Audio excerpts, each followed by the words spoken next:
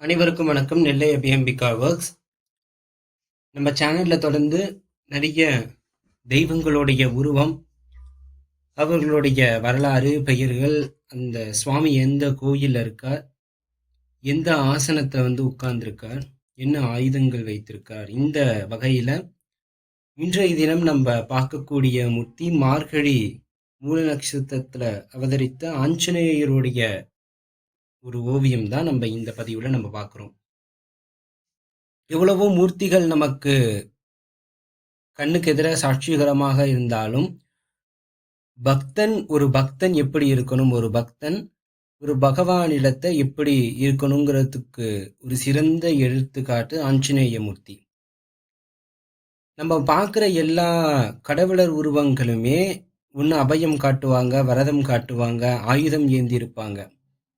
அப்படி இவர்களுக்கு எல்லாத்துக்கும் எதிர்மறையா நம்ம ஒரு பக்தனா வணங்கணும்னா பதிலுக்கும் அவரும் வணங்கக்கூடிய ஒரே மூர்த்தி ஆஞ்சநேயர் மட்டும்தான். ஆஞ்சநேயர் மட்டும்தான் வணங்குற கோலத்துல வணங்கக்கூடிய பக்தராகிய நம்மள அதாவது வணங்குற நிலை, அஞ்சலி அஸ்தம்னு பெயர் அதுக்கு.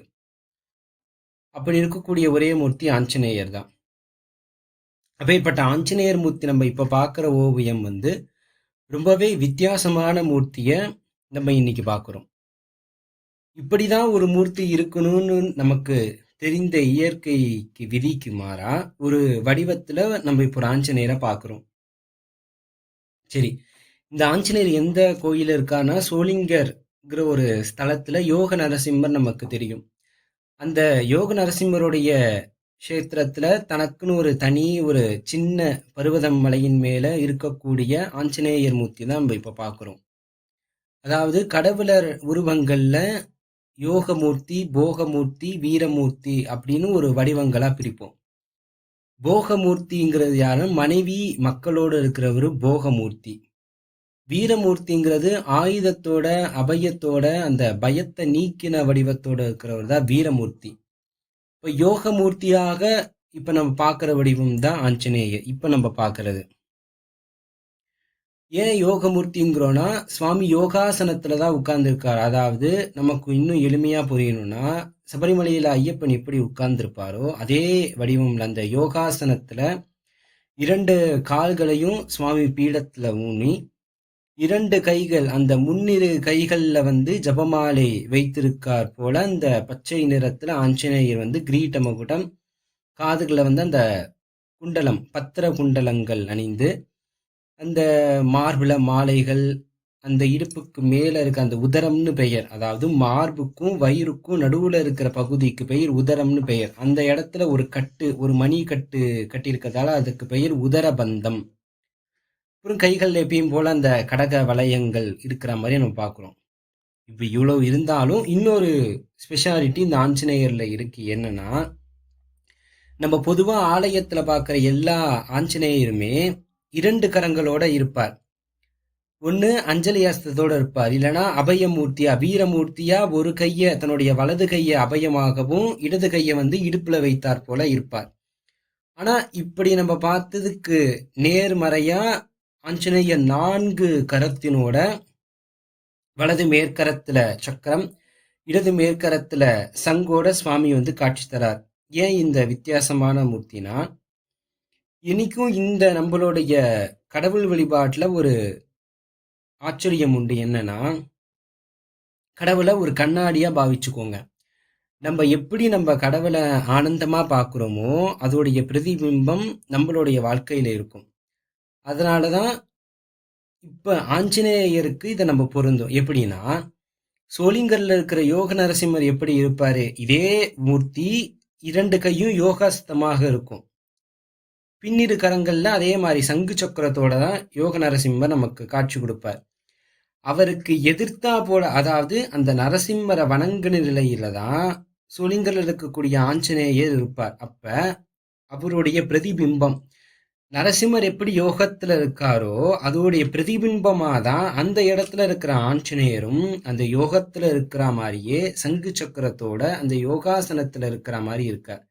என்ன ஒரு சின்ன வித்தியாசம்னா, அந்த 2 கையிலயும் ஜெபமாலையோட நரசிம்மர அந்த ஜெபம் பண்ற அதாவது நரசிம்மர தியானித்து இருக்கிற மூர்த்தியாக தான் நம்ம ஆஞ்சநேயரை நம்ம பார்க்கிறோம். ஏன் வந்து இதுவே ஒரு மாறுபட்டது. ஆஞ்சநேயர் வந்து ராம பக்தர். அப்ப ராமர் தன்னுடைய கடைசி காலம் அதாவது நெருங்குதாக வைகுண்டம், அதாவது ராமர் வைகுண்டம் போய் பெருமாளோட ஐக்கியமாவார். அப்ப ஆஞ்சநேயர் ராமர் கிட்ட கேள்வி கேட்கிறார். பிரபு, நீங்க வந்து வைகுண்டம் போய் ஐக்கியமாயிடுவீங்க. அப்ப நான் எந்த வடிவத்துல நான் பார்க்கறது? ராமரா என் மனசுல இருப்பீங்க. ஆனா நான் மானிட ரூபத்துல இருக்கிறதால என்னுடைய கண்களுக்கும் ஒரு மூர்த்தி தேவை. அப்ப நான் எந்த மூர்த்தியை வணங்குறதுன்னு ராமர் சொன்னது நரசிம்ம, அதாவது என்னுடைய நரசிம்ம மூர்த்தியை நீ வணங்கு. அவரு வந்து அந்த வடிவத்துல வந்து நான் உனக்கு காட்சி தரேன், அனுக்கிரகம் பண்ணுவேன்னு ராமர் சொன்னதா ஒரு வகை புராணங்கள்ல இந்த செய்திகள் உண்டு. அதே போலதான் சோளிங்கர்ல இருக்கிற நரசிம்மரை அவர் தவம் பண்ணி அந்த சக்கரம், அந்த சுதர்சன சக்கரத்தை வந்து ஒரு அசுரனை வதம் பண்றதுக்காக அவருக்கு தேவைப்படக்கூடிய காலங்கள்ல அந்த இடத்துல நரசிம்மரை நோக்கி அவரை எதிர்க்க நோக்கி தவம் இருந்து அந்த சக்கரம் பெற்றதாக தான் அந்த ஸ்தலத்தினுடைய வரலாறா இருக்கக்கூடிய ஒரு யோக மூர்த்தியில 4 கருத்தோட இருக்கிற ஆஞ்சநேயர் வடிவத்தை தான் நம்ம இப்ப பார்க்கிறோம். சரி, அப்ப இந்த பத்ர பீடத்துல சுவாமி வந்து அந்த சுற்றின பிறவையோட நம்ம பார்க்கிறோம். இது அப்படியே இன்னும் மனசுல நம்ம கற்பனை பண்ணுவோம்.